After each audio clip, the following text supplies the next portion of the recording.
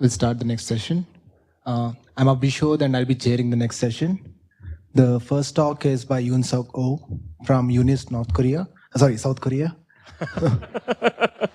Well, we have good relationship now. Yeah. The not crazy one. Who's going to be talking about the two-dimensional power law behavior in the one-dimensional chain nickel tellurium oxide.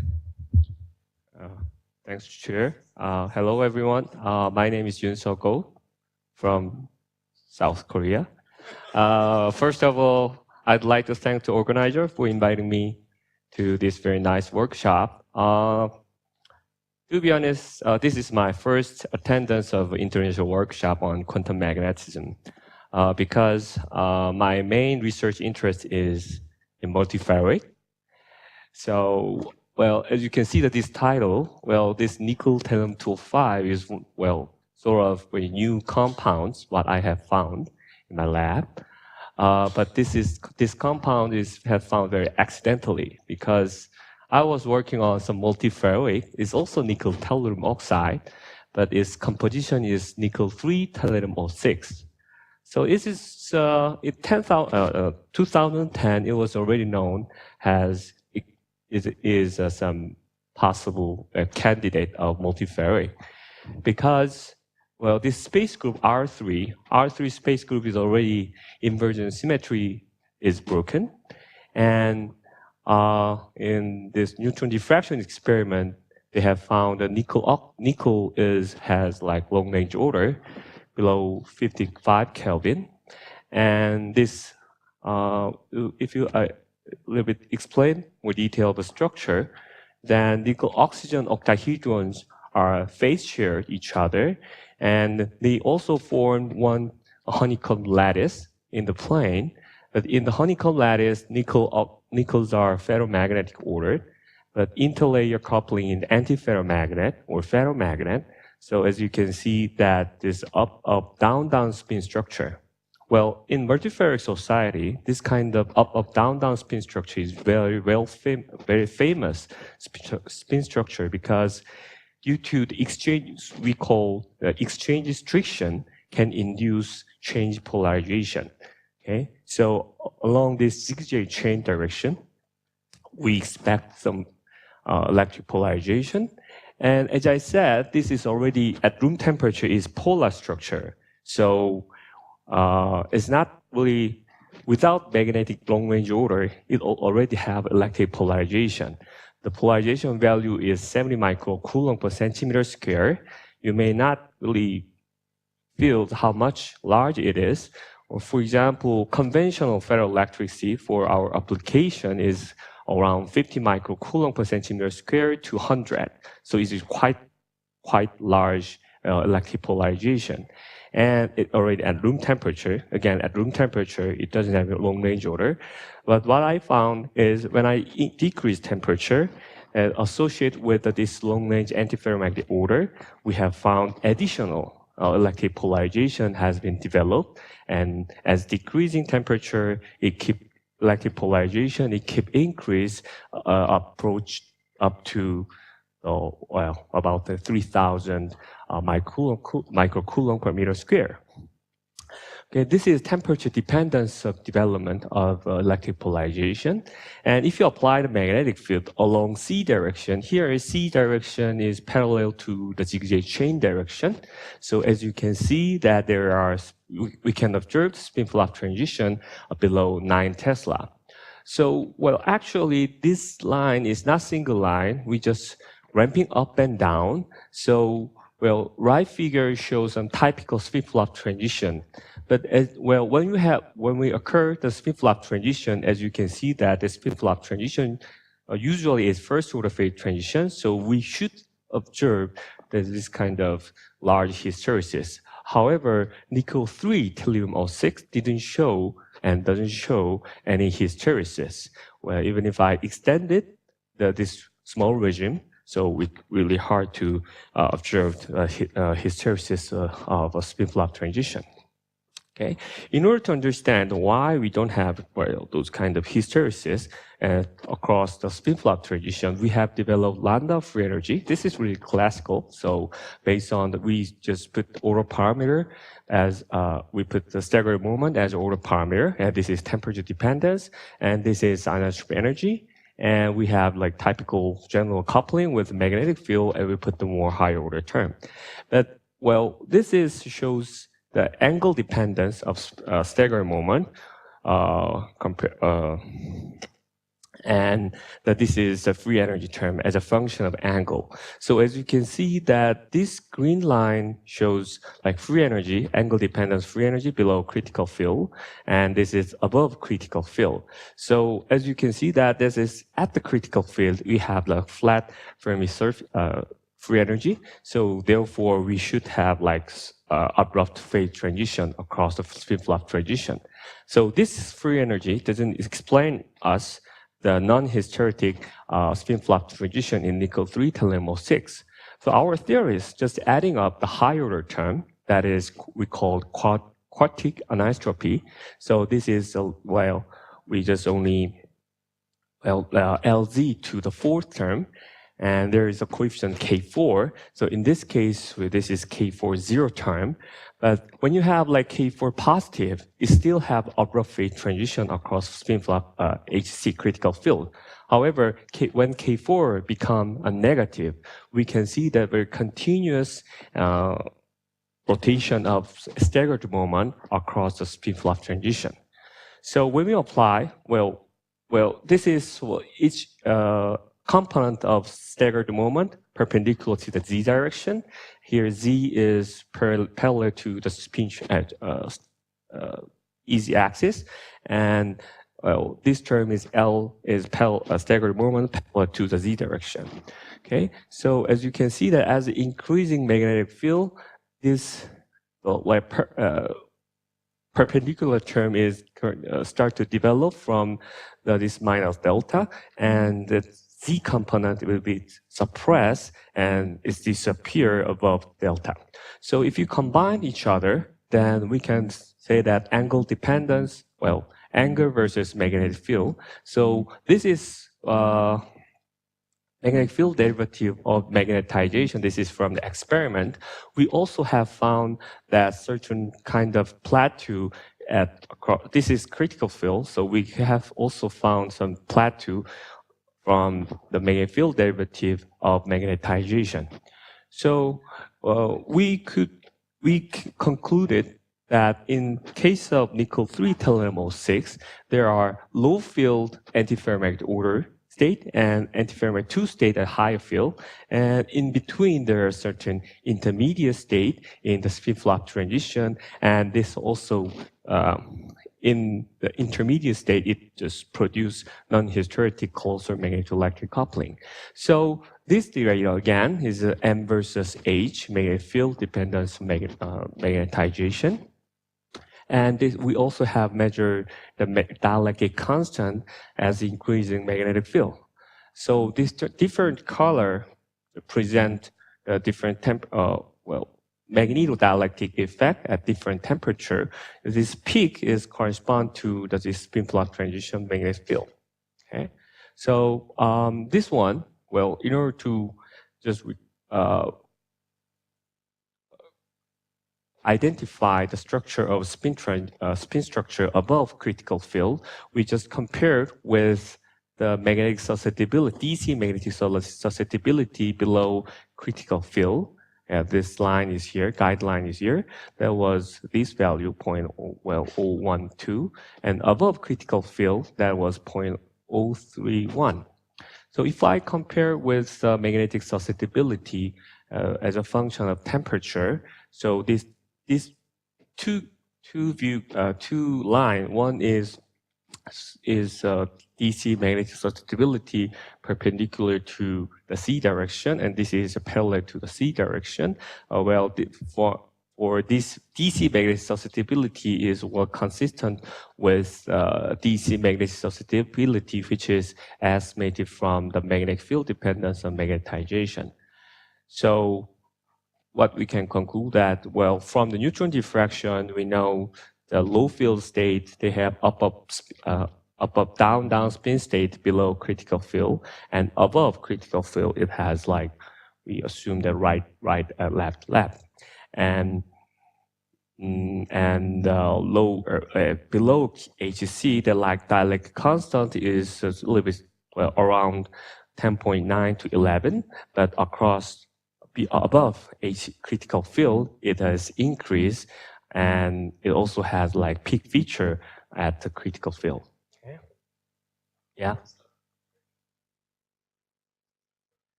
You mean this one? Yeah, this is some ongoing. Well, we couldn't apply the higher magnetic field, so therefore we just stopped this. So it is ongoing process to. No. Okay. So this is phase diagram of nickel-3-tetramer-6. So as you can see that this is a low field state, and across phase boundary, we can see that this contrast is from the dielectric constant. Dielectric constant, it abruptly increased, enhanced on this spin fluctuation phase boundary. Okay. So at the same time, we also can measure the polarization, how polarization is developed associated with the spin flux transition. This is raw data. So how we measure this magnetically induced polarization. So we've adjust or increase magnetic field or decrease magnetic field with constant ramping speed. Then we can measure, if there's surface charge density is changed, then we can measure how much current will flow in the circuit. So this is the data. So we called magneto-dielectric current. So as you can see that across critical field, we can see the peak feature from the magneto-dielectric current.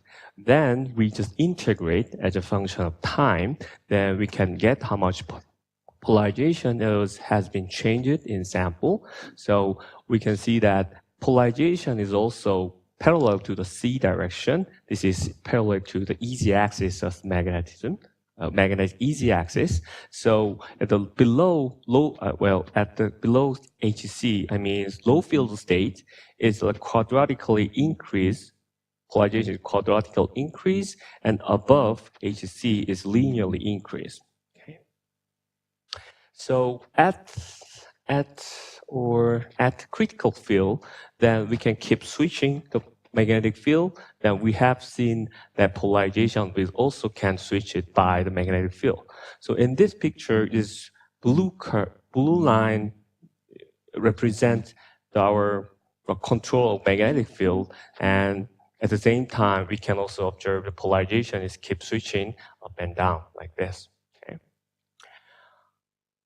So original magneto-electric coupling in a nickel-3-tetramer-6 is, as I said before, well, without magnetic field, the original electric polarization is exchange restriction coupling. So exchange restriction change polarization can be represented like this one. So change of electric polarization is equal to this is SI.Sj, and there is some coupling constant.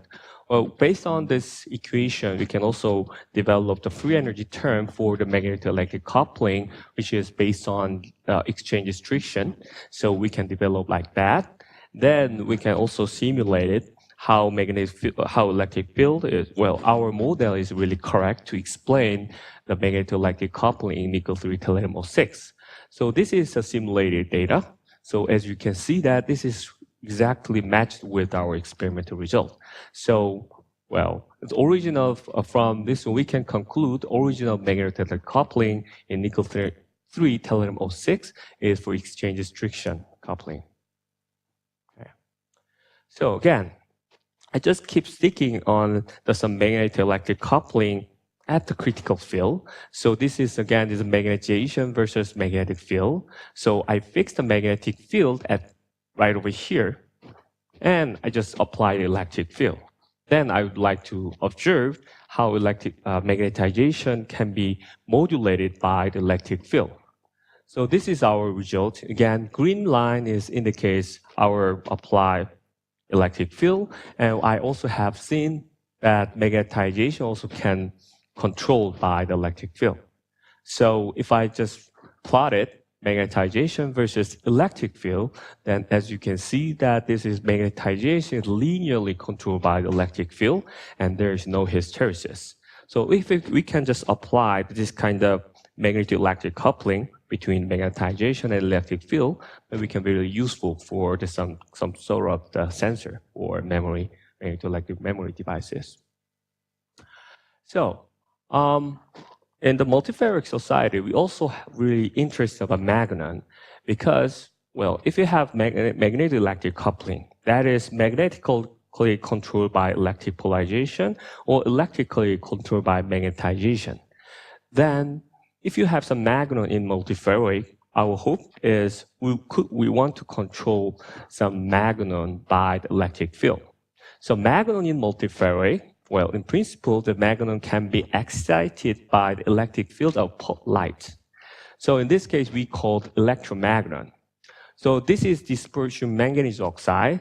So this is energy scale is very comparable with the phonon, is millielectron volt for the 10 millielectron volt.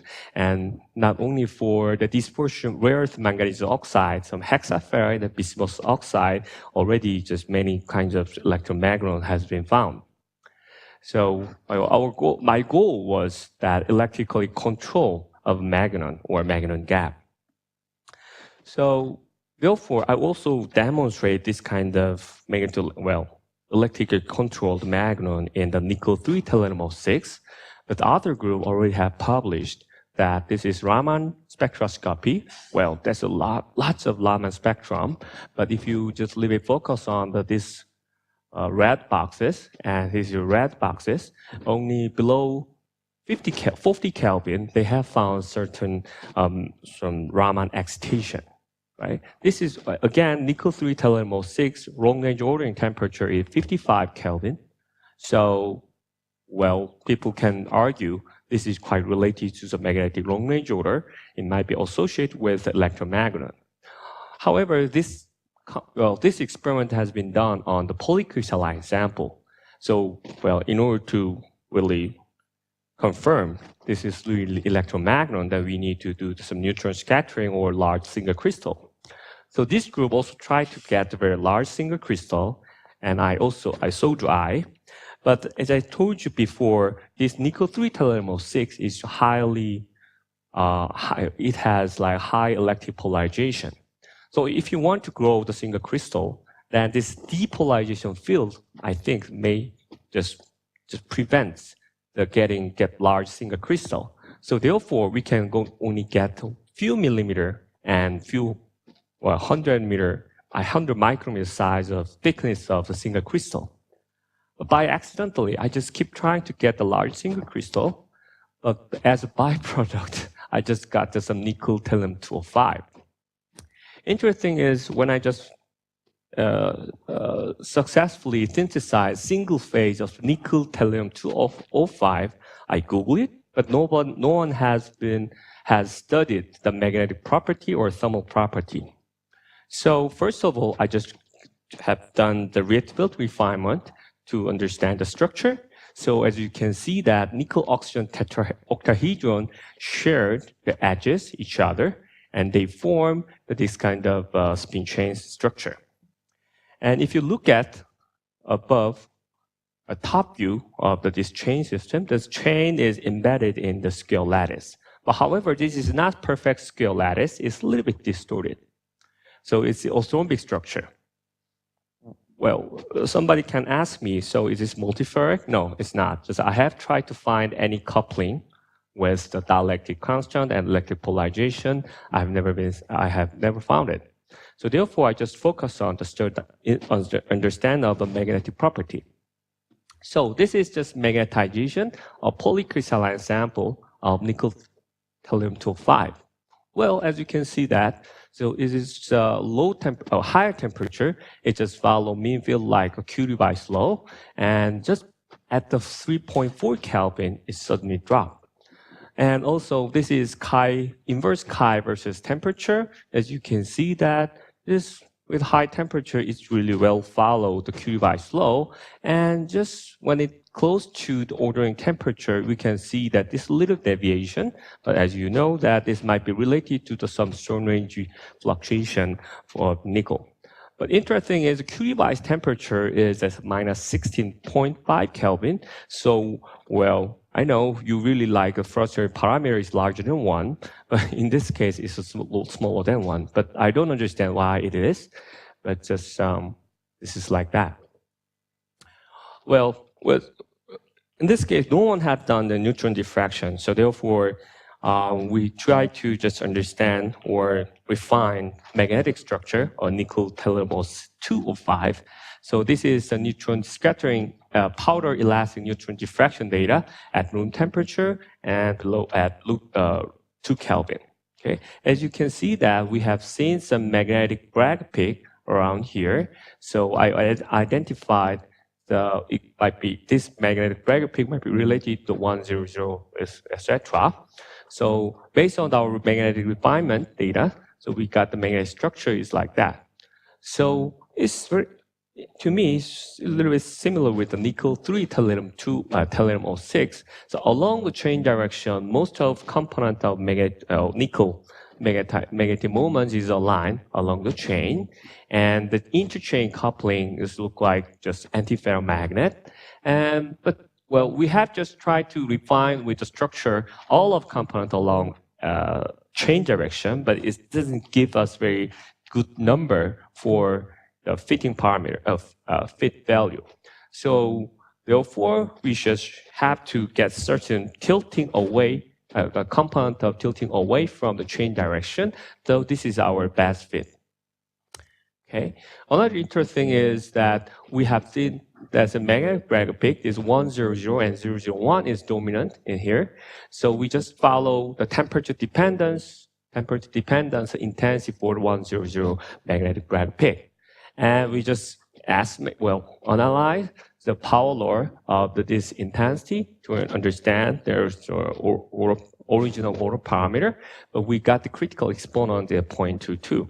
So when I compare with the universality class, critical exponent of other universality class, well, to me, it should be just 3D Heisenberg, but it's quite large deviation. But you can just also ask me, well, I got lots of error bar, so it's really hard to it's quite hard to believe. So therefore, I just diligent to make a single crystal. And eventually, we can get large single crystal. It's about 100 milligram. We can get a couple of 100 milligram size of nickel-2O5.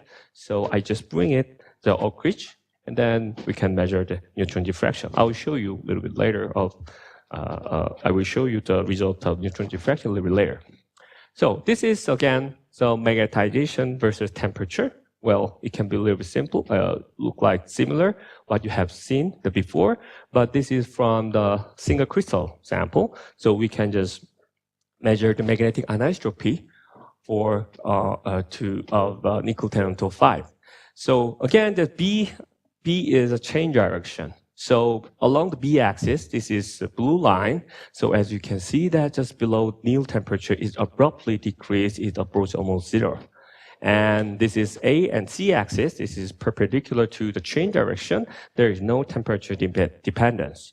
So when I look at this temperature dependence magnetization, it's nickel-2O5. It sounds like typical Ising-like antiferromagnet along chain direction. This is temperature dependence of inverse chi. So we can also get the Curie-Weiss temperature from the fitting, but still, Curie-Weiss temperature is lower than the ordering temperature.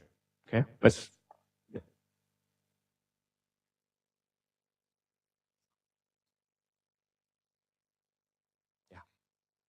you will see. Yeah. so in order to just refine the magnetic structure, we just set the 8 candidate spin structure for the nickel-2O5.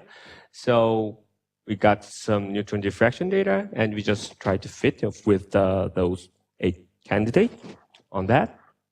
And finally, we just we have found that this spin structure has best fit for the nickel-2O5. Okay. So if I a little bit explain more detail of the spin structure with nickel-2O5, again, I just deleted some atoms like tellurium and oxygen in between the chain. So this is along chain direction, along B direction. So this is all of component of magnetization, magnetic moment of nickel. So most of components are set along chain direction. Okay. So as you can see that they're along chain, their chain component is almost ferromagnet, and interchain coupling is almost anti-ferromagnet. But if you look at the perpendicular component to the chain, then they have like, even along the chain, this is anti-ferromagnet, ordered like this. So I just emphasize, because it's too small, I just emphasize perpendicular component of nickel. So my conclusion is intra-chain coupling is XXZ configuration, I think. Okay. So how about interchain coupling for the perpendicular component? Then just this block is red, and this block is here, and this block is here. So in the scale lattice, their spins are ordered like that. But I didn't have any idea about this, how to understand this. But this is only, it represents the perpendicular component of nickel. So, well, this is just like that, okay? So again, well, in the powder diffraction data, we got lots of error bar. And so therefore, I just, again, just follow the temperature dependence of the magnetic bragg peak. In this case, I choose 001. So it's around temperature dependence of intensity up to 40 Kelvin. And this red is from the 001, and 010 is black dot is from the 010. So even above the disordering temperature, we can still have like very tiny bragg peak. So because it's crystallographically, it should not exist above, but we don't really understand why we still have this kind of small intensity above the ordering temperature. So I have tried Paulo fit again.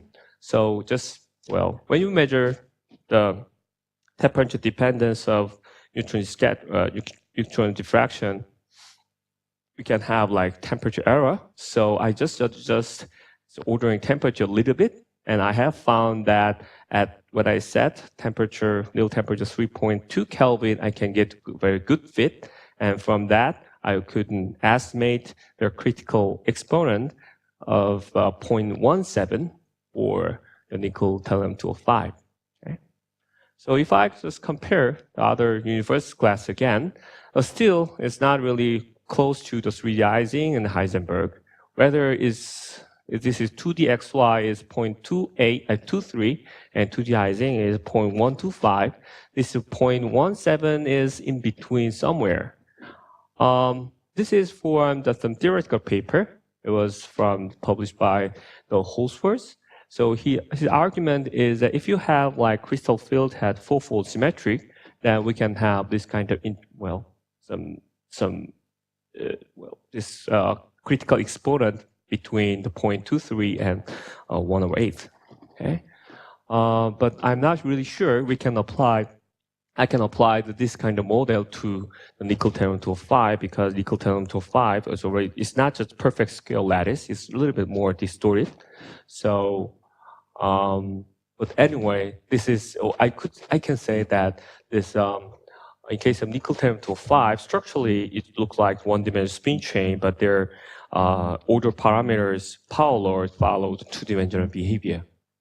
Okay, so this figure shows the temperature dependence of specific heat.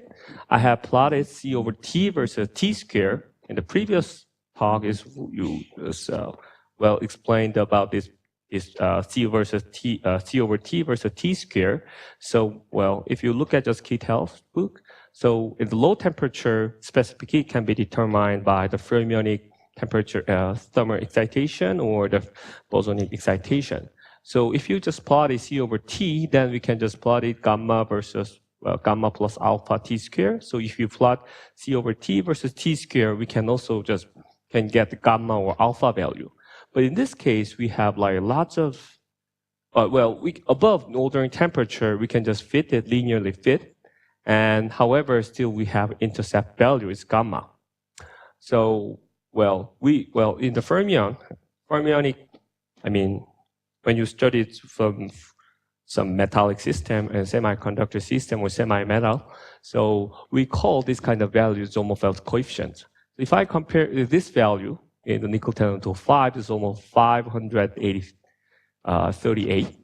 But if I compare with other metals and heavy fermion, well, this is in case of heavy fermion, cerium, aluminum 3 has 1,000 value, but even uranium platinum 3 is 400. And even two-dimensional spin locate can also result in this large gamma value, was just 100. And in case of spin excitation in one-dimensional chain system also can produce this kind of large value, but this is 500, but in this case, it's organic spin chain system. So, I think this is quite large value in the inorganic system on the one-dimensional spin chain. But however, I'm not fully sure at this moment. This is really heavy fermionic excitation with large density of state above ordering temperature, because the ordering temperature is around 30 Kelvin. So this linear fit has been from between 30 and 60. So to me, it's quite high temperature thermal energy. So therefore, we just try to just subtract phonon contribution. So we have we have measured the specific heat of the room temperature, and we try to just subtract the phonon contribution.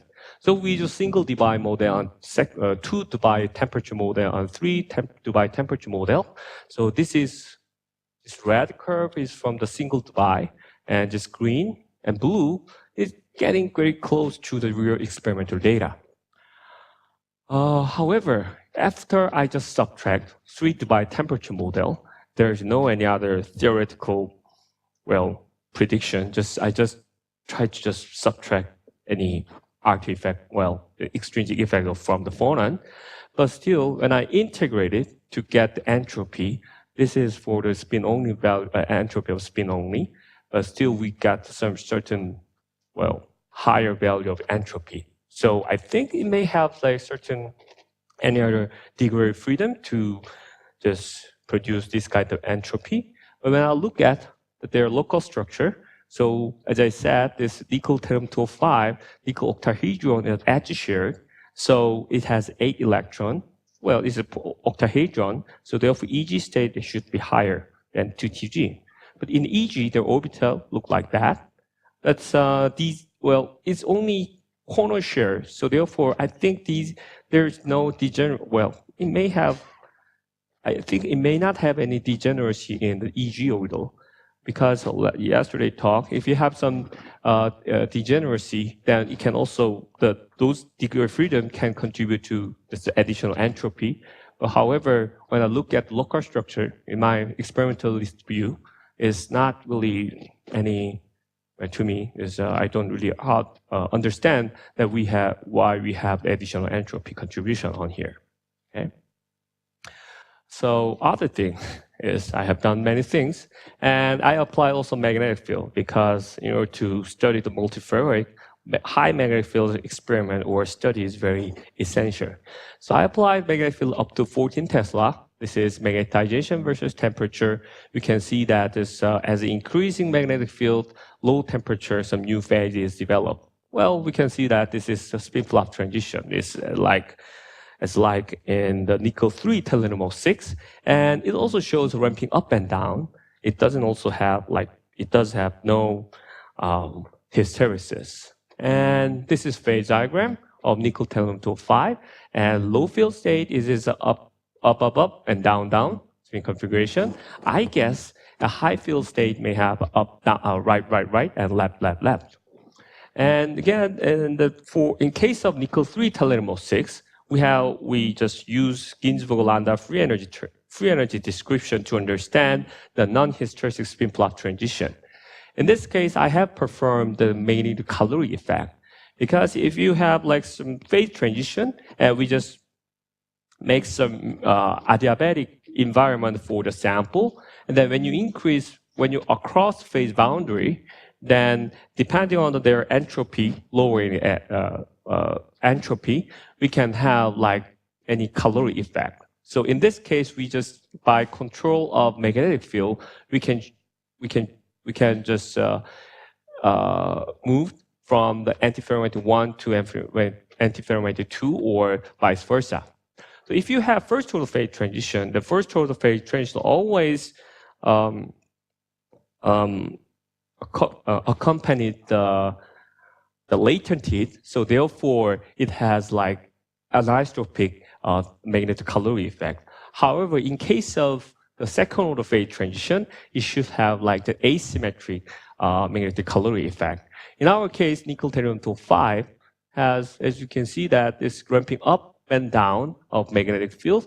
We can see that just completely asymmetric magnetocaloric effect. So from here, that we don't know why it has a second order phase spin flux transition. But however, just we can conclude that experimentally, this nickel-2O5 has some second order like phase transition of spin flux transition. Okay. So this spin flux transition and critical field, we could estimate anisotropy constant of nickel-2O5 and combine with the numerical calculation and first DFT calculation, and we have got some energy dispersion of magnetic excitation. So this value is a half point. We can see that a small gap that is around 1 millielectron volt. And from the heat capacity measurement, we just subtract the Dubai temperature, Dubai contribution of heat capacity, and we just plotted log magnetic, just heat capacity divided by T square versus inverse T. Then below 5.3 Kelvin, we could get good fitted parameter that we use the model of the T square exponential minus delta over KBT. So from here, that we could estimate delta. This is from the experiment fitting. So this is 11.1 Kelvin. This, this gap can be estimated 0.96 millielectron volt. This is well matched with the numerical calculation results. So I believe that below ordering temperature, nickel-2O5 may have that gapped Magnon state. So, we also have done some powder inelastic neutron scattering. We have not done yet for the single crystal inelastic neutron scattering.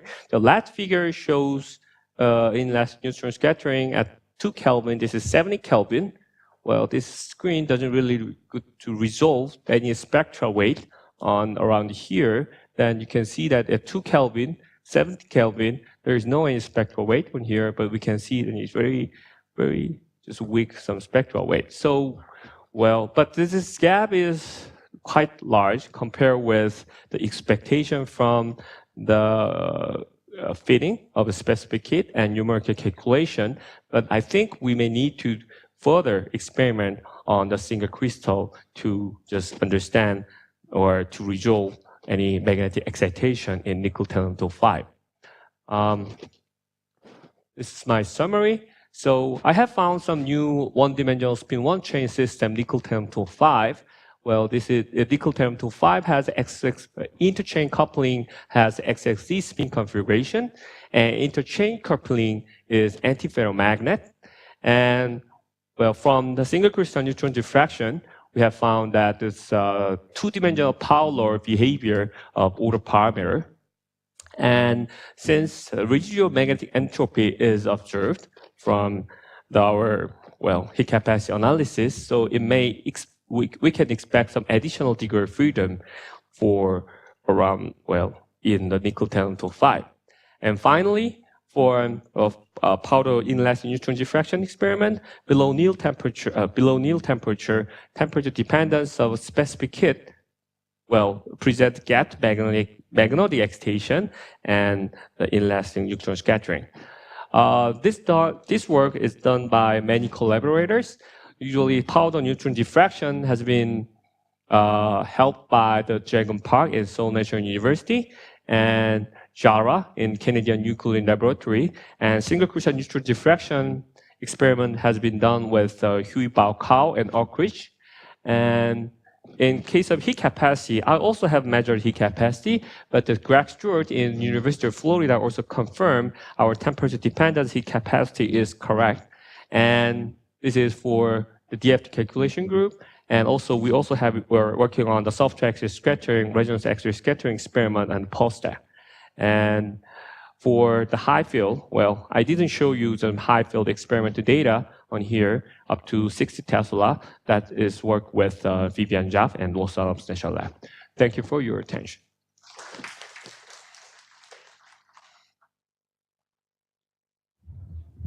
Questions?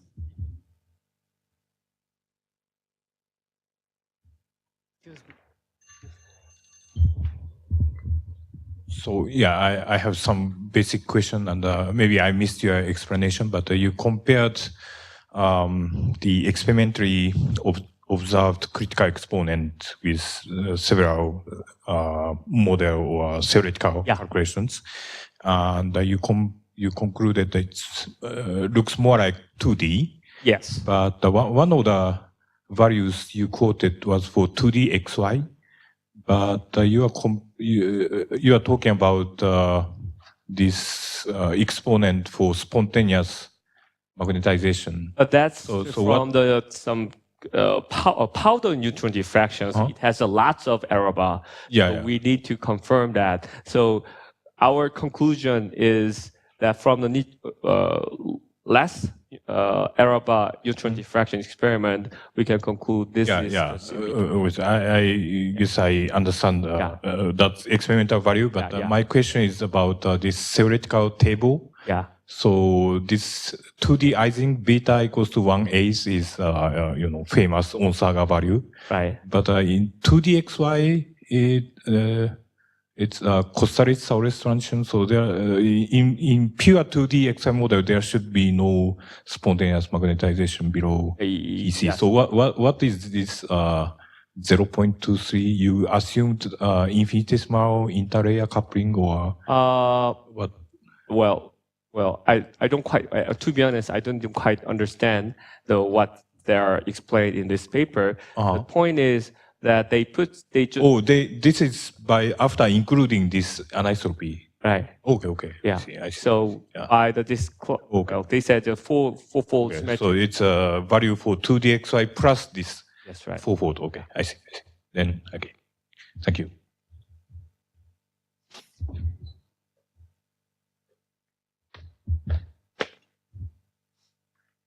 Yeah, so about the inelastic neutron scattering on a powder sample that which you show at the end, there's some spectral weight at around 7 MeV, whereas in the calculation, the band top of the spin wave seems to be around 20 or 30 MeV. So there's this graph, yes. So how do you understand this discrepancy between the calculation and your measurement? That's a very good question. Well, at this moment, I have no idea. How can we explain this discrepancy between numerical calculation and last year? Thanks.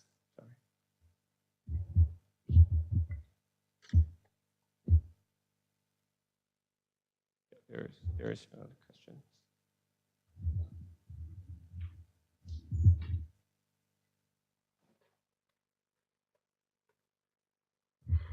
Sorry, the graph that you just have up there, why does the slope deviate below the, I can't see the temperature for the dashed line. Yeah, so. This one? Yeah, so what's going on? So the data below the dashed line. I chose this dashed line, just pointing out the window to this fit. So this is higher temperature regime.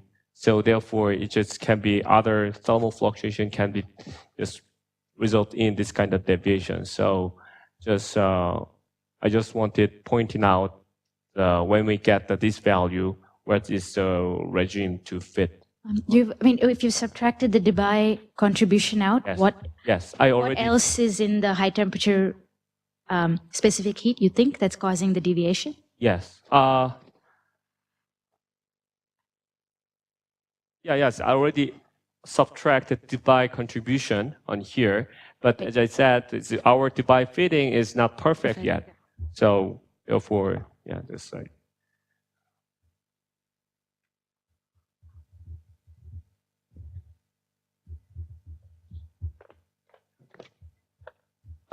Okay. If there are no more questions, let's thank the speaker again.